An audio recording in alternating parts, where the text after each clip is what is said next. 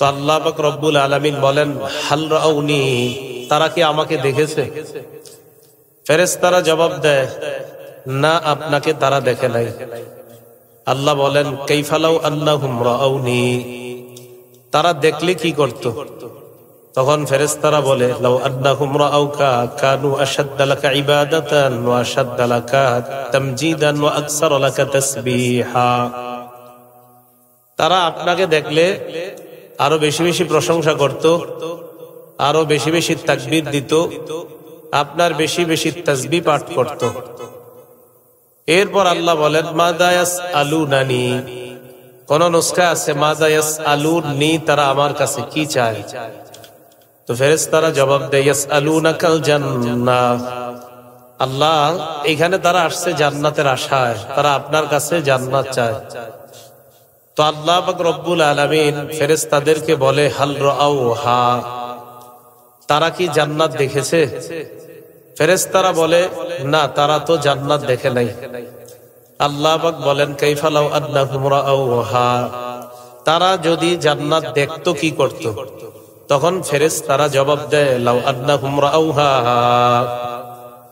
আল্লাহ তারা যদি জান্নাত দেখতো, কানু আশাদ্দা আলাইহা হিরসা ওয়া আশাদ্দা লাহা তালাবা ওয়া আযমা ফিহা রাগবা।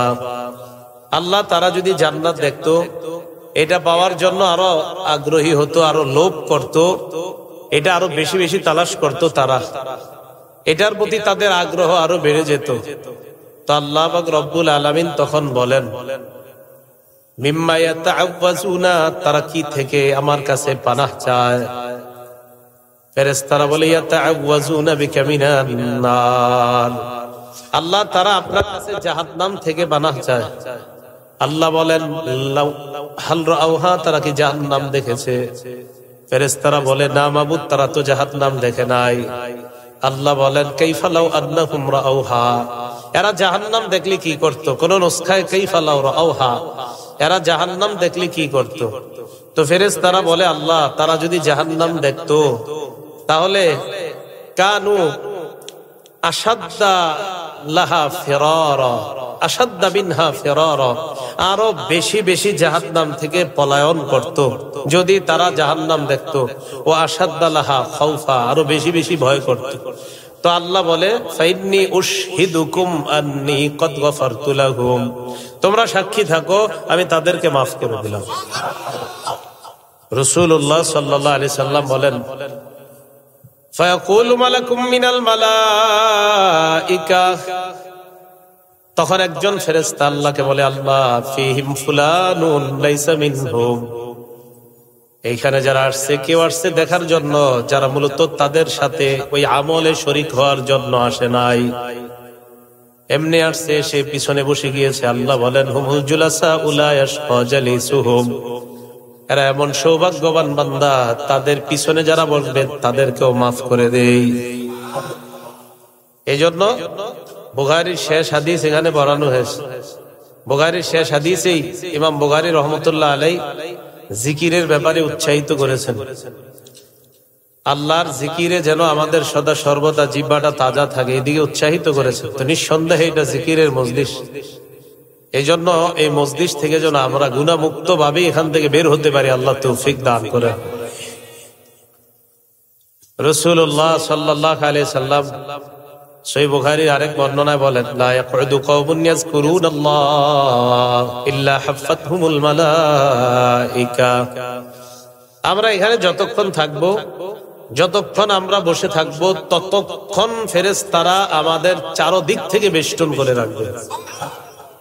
ওয়া গাশিয়াতহুমুর রাহমা, যতক্ষণ এখানে থাকবো ততক্ষণ আল্লাহর রহমত আমাদেরকে ঢেকে রাখবে। ওয়া নাযালাত আলাইহিমুস সাকিনাহ, যতক্ষণ এখানে থাকবো ততক্ষণ আল্লাহর পক্ষ থেকে প্রশান্তি অবতীর্ণ হতে থাকবে। ওয়া যাকারাহুমুল্লাহু ফী মান ইনদা, শুধু তাই নয়, যতক্ষণ এখানে থাকবো ততক্ষণ আল্লাহ পাক রব্বুল আলামিন আমাকে আপনাকে নিয়ে ফেরেশতাদের সাথে আলোচনা করতে থাকবে। এই জন্য এখানে যারা বসছি আমাদের কোনো লস নাই, লাভ আর লাভ। আল্লাহ এই মজলিসের পূর্ণ বরাকাত আমাদেরকে দান করেন। আল্লাহর জিকির খুব বেশি করা, আল্লাহকে স্মরণ করা।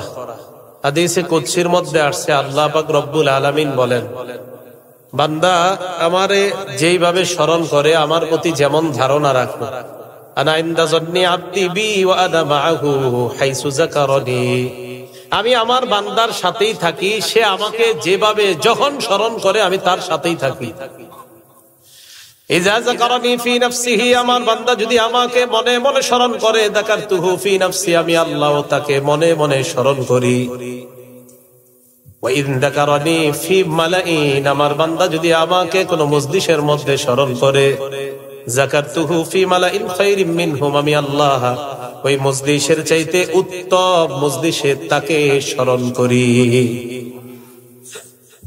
ওয়া ইন তাকাররাবা ইলাইয়া শিবরা, আমার বান্দা যদি আমার দিকে এক বিগত পরিমাণ অগ্রসর হয়, তাকাররাবতু ইলাইহি জিরাআ, আমি আল্লাহ তার দিকে এক হাত পরিমাণ অগ্রসর হয়ে যাই।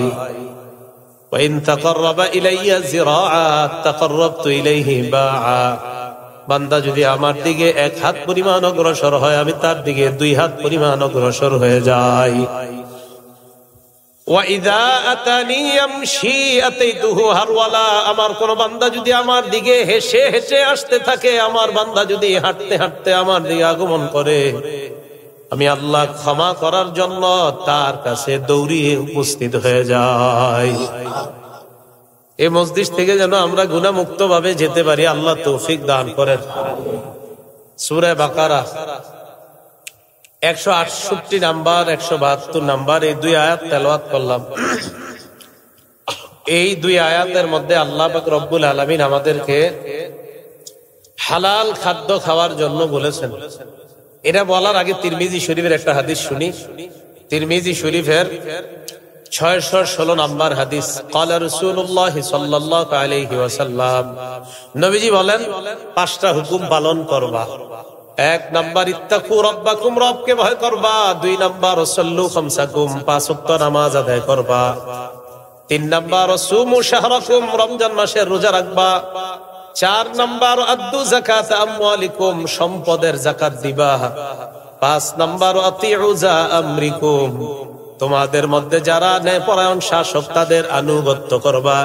ফামুতু তাদখুলু জান্নাতা রাব্বিকুম, মরবা আর জান্নাতে প্রবেশ করবা।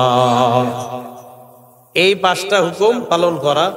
তো এই 5 হুকুমের মধ্যে দেখেন সব এসে গেছে। আল্লাহরে ভয় করা, 5 ওয়াক্ত নামাজ পড়া, রমজানের রোজা রাখা, যাকাত দেওয়া, ন্যায়পরায়ণ শাসকের আনুগত্য করা, মরলে জান্নাত পাওয়া যাবে। এর পাশাপাশি ফরজ বিধানগুলা তো পালন করবেন। এই ফরজ বিধানের পাশাপাশি ফরজ ইবাদতগুলা যেন আপনার কবুল হয়, নফল ইবাদতগুলা যেন আপনার কবুল হয়, এই জন্য আপনার কিছু শর্ত আছে। তাহলে ফরজ তো আমরা ছাড়বই না, এটা হাদিস দ্বারা বুঝলাম। পাশাপাশি নফলগুলা, নফল ইবাদতের মধ্যে তাহাজ্জুদ আছে, সুন্নাত আছে, 12 রাকাত সুন্নাত। ক্বালা রাসূলুল্লাহ সাল্লাল্লাহু আলাইহি ওয়াসাল্লাম, নবীজি বলেন, মান সাল্লা 12 রাকাতান বুনিয়া লাহু বাইতুন ফিল জান্নাহ, কেউ যদি দিনে 12 রাকাত সুন্নাত পড়ে তার জন্য জান্নাতে একটা ঘর বানানো হয়ে যায়।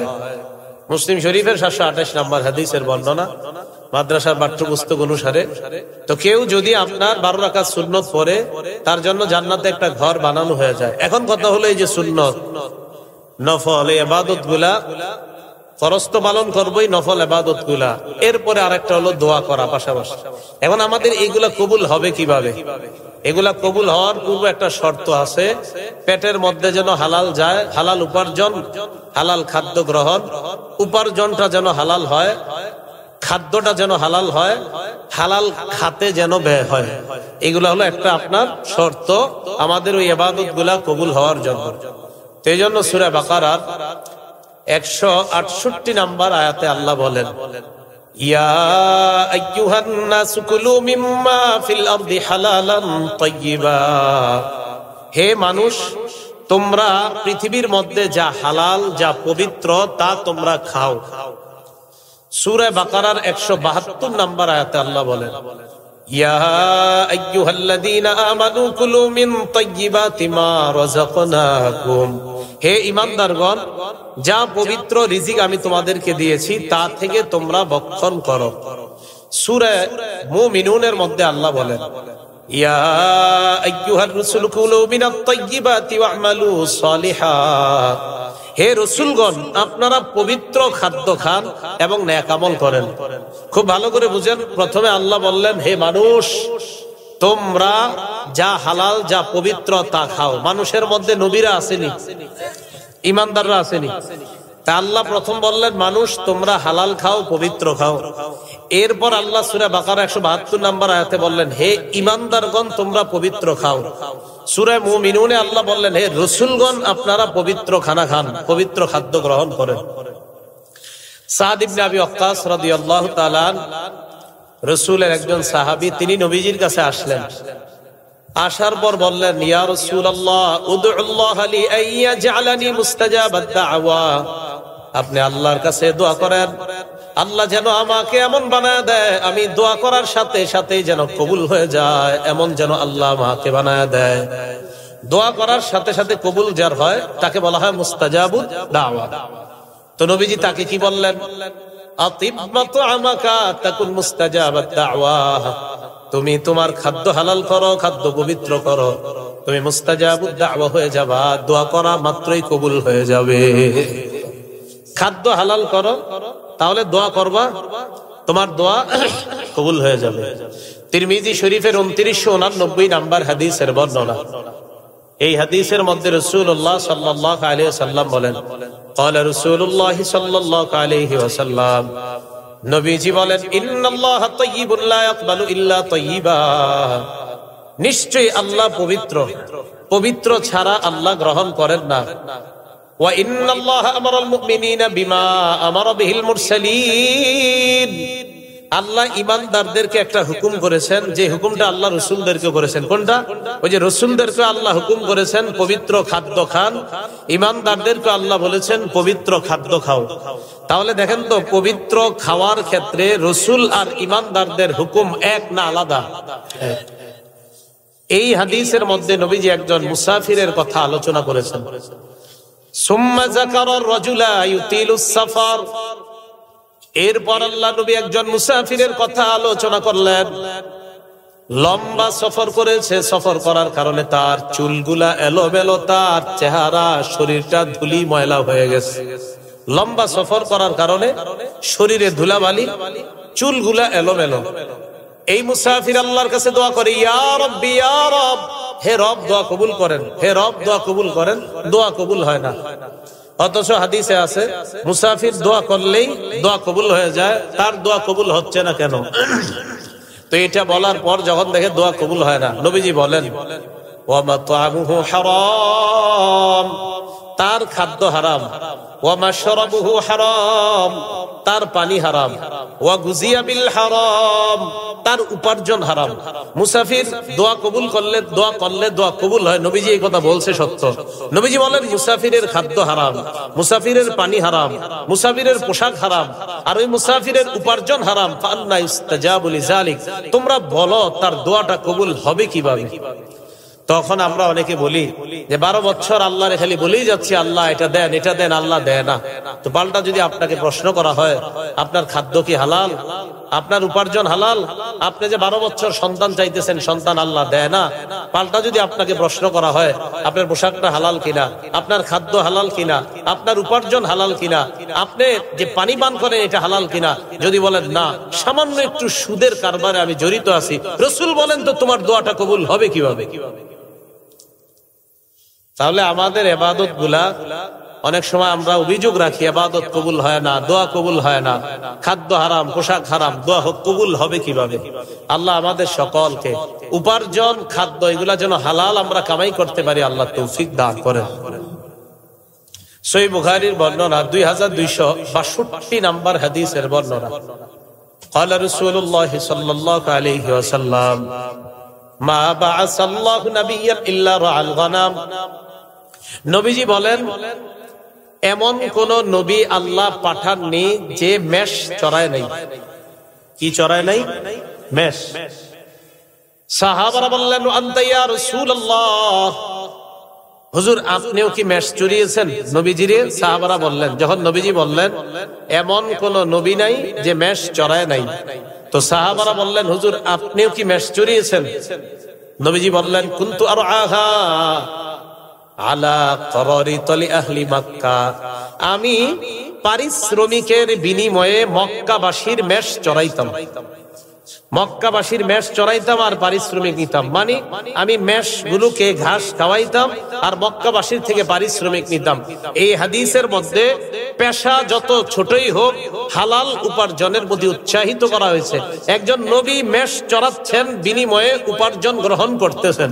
এখান থেকে বোঝা যায় পেশা যাই হোক না কেন, এটা যদি ছোট হয় কিন্তু যদি হালাল হয় এটা প্রশংসনীয়।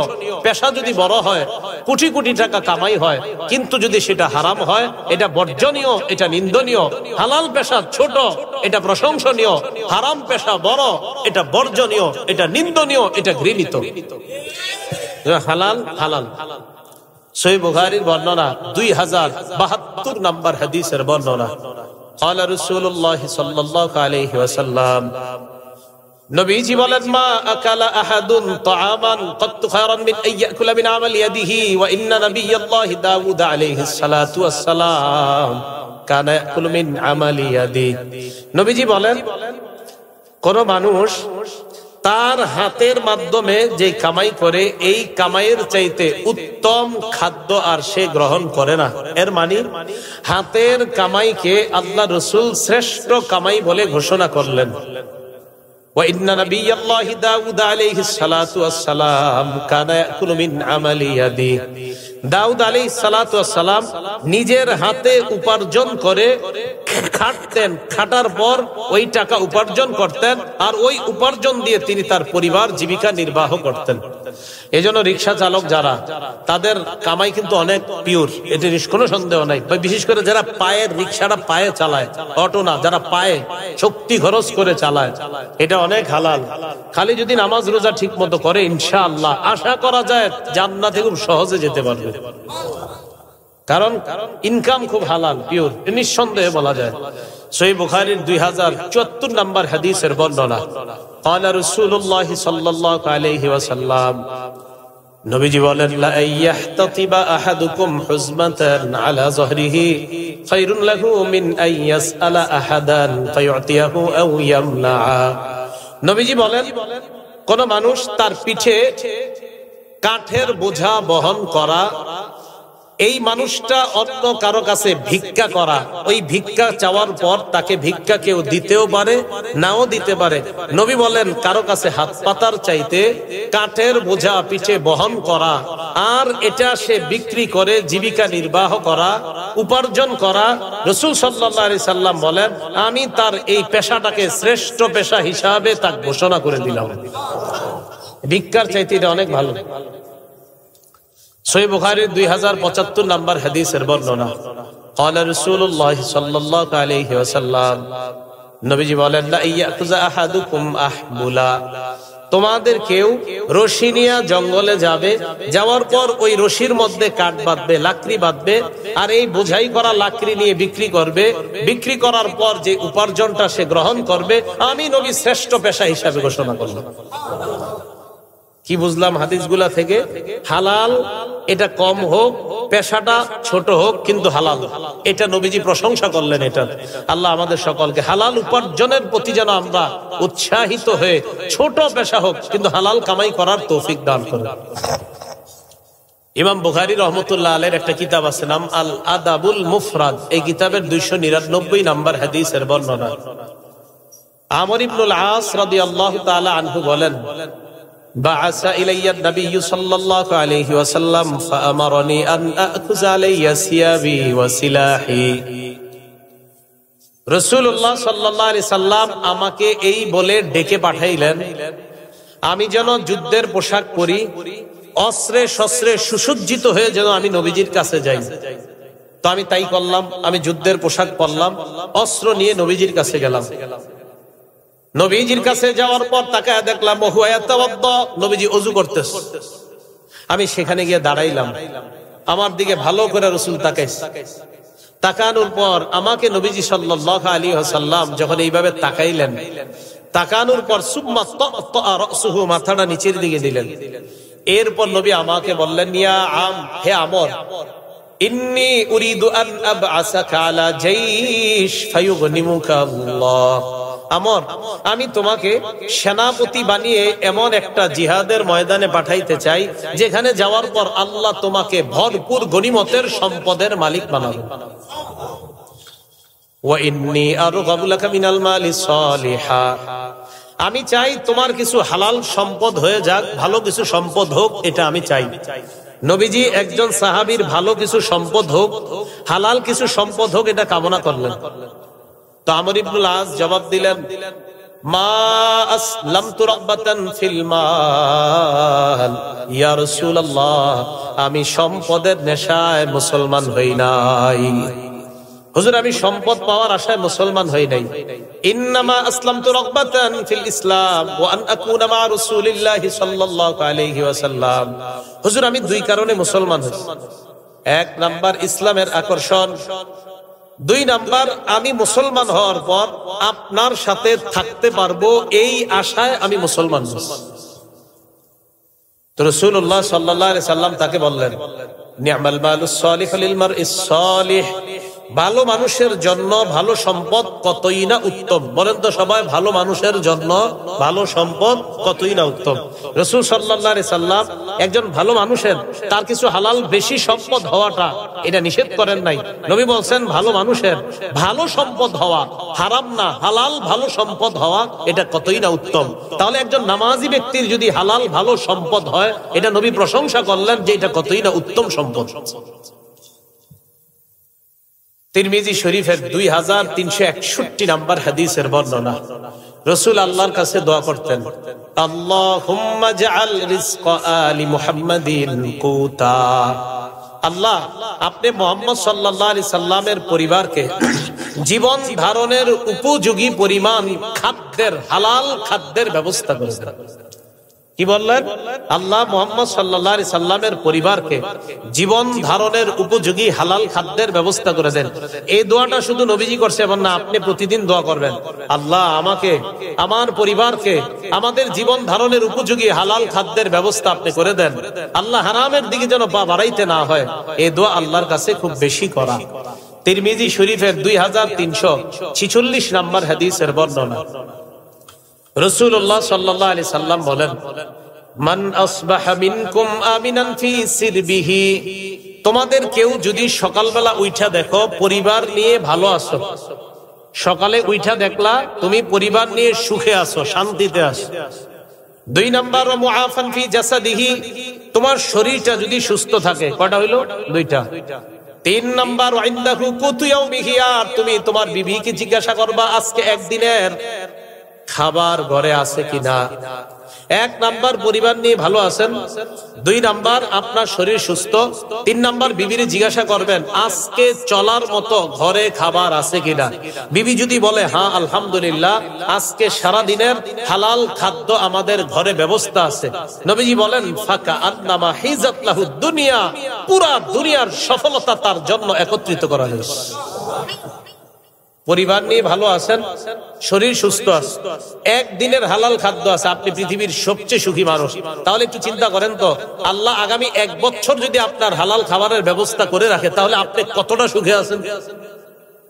একদিনের যদি হইলে আপনি এত সুখী হন, তো কোন ব্যক্তির কাছে যদি 1 সপ্তাহের হালাল খাদ্য থাকে, কারো কাছে 1 মাসের আছে, কারো কাছে 1 বছরের আছে, কেউ জানে যে আলহামদুলিল্লাহ আমি আগামী 10 বছর সুন্দর চলতে পারবো হালাল ভাবে, সে কতটা সুখী মানুষ চিন্তা করেন।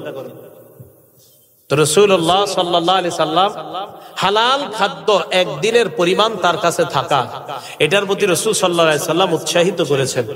এইজন্য আমার সাথে 3টা শব্দ বলেন, বলেন হালাল পথে আয়, হালাল খাতে ব্যয়, হালাল খাদ্য গ্রহণ। কয়টা শব্দ? তিনটা বাক্য। হালাল পথে আয়, হালাল খাতে ব্যয়, হালাল খাদ্য গ্রহণ। বাচ্চাদেরকে ছোটবেলা থেকে শিখায় বড় করবেন এগুলা, যে হালাল পথে আয়, হালাল খাতে ব্যয়, হালাল খাদ্য গ্রহণ। এই 3টা জিনিস আল্লাহর কাছে চেয়ে নিবেন সবসময়। আল্লাহ আমাকে আপনি হালাল পথে ইনকামের ব্যবস্থা করে দিয়েন। আল্লাহ আমার হালাল ইনকামটা হালাল খাতে ব্যয় করার তৌফিক দিয়েন। আল্লাহ আপনি আমাকে হালাল খাদ্যের ব্যবস্থা করে দিয়েন। এই দোয়া আল্লাহর কাছে করা। কেন করবেন? তিরমিজি শরীফের বর্ণনা, রাসূলুল্লাহ সাল্লাল্লাহু আলাইহি সাল্লাম বলেন, লা তাজুলু কদামা ইবনি আদম হাত্তা ইউসআলা আন খামসিন। কিয়ামতের ময়দানে আদম সন্তানের 2 পা নড়বে না 5 প্রশ্ন করার আগ পর্যন্ত। কয় প্রশ্ন? 1 নাম্বার, আন উমরিহি ফিমা আফনা, জীবন সম্পর্কে জিজ্ঞাসা করা হবে, জীবন কোন কাজে কাটাইছো। 2 নাম্বার, আন শাবাবিহি ফিমা আবলা, যৌবন সম্পর্কে রাত 12টার পর দরজা লাগায়া কি করছেন। আপনার আব্বা আম্মা জানে আপনি তাহাজ্জুদ পড়তেছেন, আসলে যে সারা রাত আপনি গুনাহের মাধ্যমে নিজের জীবনটা শেষ করছেন, যৌবন শেষ করছেন, এদের জানাও নাই। 2 নাম্বার, আন শাবাবিহি ফিমা আবলা, যৌবন কোন কাজে নষ্ট করছেন। হ্যাঁ, এই কাজে নষ্ট করছেন কিনা। এই সুতা দিয়ে স্মার্টফোন নিলেন যে আমি আব্বা কিতাব পড়বো, আমার একটা স্মার্টফোন দিয়ে দেন, কিতাব পড়ার সুতা দিয়া এটা নিলেন। নেওয়ার পর আপনি বাস একের পর এক গুনাহ তো করেই যাচ্ছেন, উল্টা কিতাবের পরিবর্তে মেধা এত নষ্ট হচ্ছে গুনাহ করার কারণে, তখন আপনার এদিক ওইদিক 2 কুল হারিয়ে যাচ্ছে দিন দিন। 2 নাম্বার, যৌবন সম্পর্কে জিজ্ঞাসা করা হবে। 3 নাম্বার, সম্পদ সম্পর্কে, সম্পদ থেকে আপনি কামাই করেছেন। ওই যে বললাম হালাল পথে আয়, হালাল পথে সম্পদ আপনি উপার্জন করেছেন কিনা, এটা 3 নাম্বার। 4 নাম্বার, ফিমা আনফাকা, কোন খাতে ব্যয় করেছেন, হালাল খাতে ব্যয় করেছেন কিনা। মনে আসেনি ওই স্লোগানটা, হালাল পথে আয় হালাল পথে ব্যয়। তো 3 নাম্বার, হালাল পথে আয় করেছেন কিনা। 4 নাম্বার, হালাল খাতে ব্যয় করেছেন কিনা, এটা 4 নাম্বার প্রশ্ন। 5 নাম্বার, আপনি যা জানছেন এই অনুযায়ী আমল করছেন কিনা। এই যে আজকে আপনারা হালালের বিষয়ে কিছু জানলেন, আল্লাহ কিন্তু আপনাদেরকে জিজ্ঞাসা করা হবে, তারাবু বিশ্বরোড মাদ্রাসায় গিয়া যে হালাল ব্যাপারে জানলা, হালাল মানসনি, তো সেদিন কিন্তু আপনি এই প্রশ্নেরও জবাব দিতে হবে। আপনি যে এই হালালের ব্যাপারে জানলেন, হারামের ব্যাপারে জানলেন, হারাম বর্জন করেছেন কিনা, হালাল গ্রহণ করেছেন কিনা, এই ব্যাপারেও আপনাকে প্রশ্ন করা হবে। 2 পা নড়বে না। তাহলে এই 5 প্রশ্নের মধ্যে 3 নাম্বার প্রশ্নটা কি ছিল, হালাল পথে আয় কিনা। 4 নাম্বার প্রশ্ন হবে হালাল খাতে ব্যয় করেছেন কিনা। আল্লাহ আমাদের সকলকে হালাল পথে আয় হালাল পথে ব্যয় করার তৌফিক দান করেন। এখন কথা হলো, হারাম যেই সম্পদটা আপনি কামাই করেন কার জন্য? সন্তানের জন্যই তো, সন্তান আদি পরিবার, তাদের জন্যই তো আপনারা হালাল পথে পা বাড়ান। রাসূল সাল্লাল্লাহু আলাইহি সাল্লাম বলেন, সহিহ তারগিব 1730 নম্বর হাদিসের বর্ণনা, নবীজি বলেন, লা ইয়াদখুলুল জান্নাতা জাসাদুন গুজিয়া বিল হারাম, ওই শরীর জান্নাতে যাবে না যেই শরীর হারামের মাধ্যমে লালিত পালিত হয়। আপনার সন্তানকে আপনি হারাম টাকায় বড় করতেছেন, হ্যাঁ, এটার পেটে এমন এমন জিনিস দিতেছেন আপনি, তখন এইগুলা দেওয়ার কারণে এর জীবনটা এমন ভাবে আপনি তৈরি করতেছেন, সন্তান আপনার ছেলে মেয়ে আপনার বিবি, তাদেরকে আপনি হারাম টাকায় বড় করতেছেন। নবী বলেন এই শরীর জান্নাতে যাবে না। এই শরীর কোথায় যাবে না? জান্নাতে যাবে না। এই জন্য তো তালেবে ইলম ছাত্র ভাই যারা আছেন, আপনারাও কিন্তু খাদ্য গ্রহণ করতে খুব সতর্কতার সাথে, খালি গরুর গোস্তর ঘ্রাণটার সাথে সাথে পেটে ঢুকায়েন না, কিন্তু একটু সাবধানে গ্রহণ করেন। হ্যাঁ, এটা ভালো কারণেই বলছি আপনাদেরকে। কেন? আমি টাকা দিয়ে মাদ্রাসা খাইতাম, কিন্তু কোনো না কোনো কারণে মাঝে মাঝে আমি আপনার সিঙ্গারা দিয়ার পান্তাবাদ খেয়েছি, এরপরে কোনো কারণে যে কোনো খাদ্য আমি কখনো কখনো গ্রহণ করি নাই, যদিও সেটা আমার জন্য গ্রহণ করা জায়েজ ছিল, কারণ আমি টাকা দিয়ে খাইতাম, আমি তো মাদ্রাসা থেকে কিনে নিচ্ছি। এরপরও এতিমদের কিছু খাদ্য আসতো, এই খাদ্যটা আমি গ্রহণ করতাম না। এটা উস্তাদরা একদিন বলেছিলেন, এরপর থেকে আর গ্রহণ করি। অথচ আমারটা কিন্তু জায়েজ ছিল, কারণ আমি তো টাকা দিয়ে কিনছি, আর টাকা দিয়ে এইভাবেই জায়েজ হয়। কিন্তু আমি বলছি না আপনি এটা করবেন না। এতে কি হয়? অন্তর এমন ভাবে মরে যায়, সেখানে আল্লাহ নূর পয়দা হয় না। মাথায় রাখবেন। তো বলছিলাম, খাদ্য গ্রহণ করার ক্ষেত্রে খুব সতর্কতা অবলম্বন করা। মসজিদের মধ্যে আসরের নামাজের পরে মিষ্টিটা দিলেই যে নিয়ে নিবেন বিষয়টা এমন না। আমি বলছি না কিন্তু এটা হারাম, এরকম না, কিন্তু কোন খাতের খাদ্যটা, এটা গরিবের খাদ্য না আপনার খাদ্য, একটু যাচাই বাছাই করে খায়েন, শুধু এতটুকু বলা উদ্দেশ্য। আপনি যে খাদ্যটা খাচ্ছেন এটা কি আপনার না গরিবের? এটা কি এতিমের হক না আপনার হক? একটু যাচাই বাছাই করে আপনি এটা গ্রহণ করান, এই মানসিকতাটা অর্জন করেন। তো এই জন্য বললাম, আপনার পেটে যে জিনিসটা যাবে এটা যেন বুঝে শুনে পেটের মধ্যে যায়। যেই কোনো কিছু যেন আপনি পাইলেন আর গ্রহণ করলেন, কেউ আপনার নান আর গিরিল খাইতে বললে আপনি চলে যাবেন, বিষয়গুলো যেন এমন না হয়। সতর্কতার সাথে সামনে পা বাড়াতে হবে। তো বলছিলাম, হালাল পথে আয়, হালাল খাতে ব্যয়, হালাল খাদ্য গ্রহণ, এই বিষয়গুলো আমাদের মাথায় রাখতে হবে। এই তিনটা বিষয় ইনশাল্লাহ মাথায় রাখেন। হালাল পথে আয়, হালাল খাতে ব্যয়, হালাল খাদ্য গ্রহণ করেন, ইনশাআল্লাহ ফরজ ইবাদত, নফল ইবাদত, জিকির আজগার, দোয়া সহ ইনশাআল্লাহ কবুল হতেই থাকবে, এটা আশা করা যায়। কিন্তু দেখছেন, আমাদের অনেকে আছে আপনার 5 ওয়াক্ত নামাজ পড়তে পড়তে কপালে দাগ ফেলে ফেলতেছে, অথচ সুদের সাথে জড়িত। তা আপনার এই যে একটা বিষয় সুদের সাথে জড়িত, হারামের সাথে জড়িত, হারাম খাদ্য অহরহর প্রতিনিয়ত গ্রহণ করতেছেন, অথচ আমার ইবাদতের কোনো কমতি নাই। তো বুঝাইতে চাইলাম যে ইবাদত, দোয়া ইত্যাদি এগুলা কবুলের পূর্ব শর্ত। আমার পেটে যেটা যাচ্ছে এটা যেন সঠিক পদ্ধতিতে যায়। এই জন্য আরেকটা কথা, আল ইলমু নূরুম মিন ইলাহি, ইলম হলো আল্লাহর পক্ষ থেকে একটা নূর। ওয়া নূরুল্লাহি লা ইউতা লিআসি, আল্লাহর নূর কোনো গুনাহগারকে দেওয়া হয় না। তাই ছাত্র ভাই সহ যারা আছে এখানে একটা কথা মনে রাখবো, সহিহ বুখারীর বর্ণনা, আব্দুল্লাহ ইবনে মাসউদ বলেন যে একজন মুমিন গুনাহকে মনে করবে, ইয়ারা যুনুবাহু কাআন্নাহু কাঈদুন তাহতা জাবাল, একজন মুমিন ছোট্ট একটা গুনাহকে মনে করবে সে একটা পাহাড়ের নিচে বসা, ইয়াখাফু আইয়াকা আলাই, এই পাহাড় আমার উপর যে কোনো সময় পড়ে যেতে পারে। আচ্ছা বলেন তো, পাহাড় পড়লে বাঁচবো না মারা যাবো? একজন মুমিন ছোট্ট একটা গুনাহকে মনে করবে পাহাড়ের মতো। ওয়াইনাল ফাজিরা ইয়ারা যুনুবাহ, পাপাচার গুনাহকে মনে করে কাযুবাবিন মাররা আলা আনফিহি, ছোট্ট মাছির মতো মনে করে, যে মাছি নাকের সামনে দিয়ে গেল আর আসলো, এটা কোনো ব্যাপার না। এজন্য অনেক মানুষ দেখবেন নামাজ পড়া আর না পড়া এটা কোনো ব্যাপার মনে করে না, মাসের পর মাস মসজিদে আসে না, এটা কোনো ব্যাপারে মনে করে না। কেন?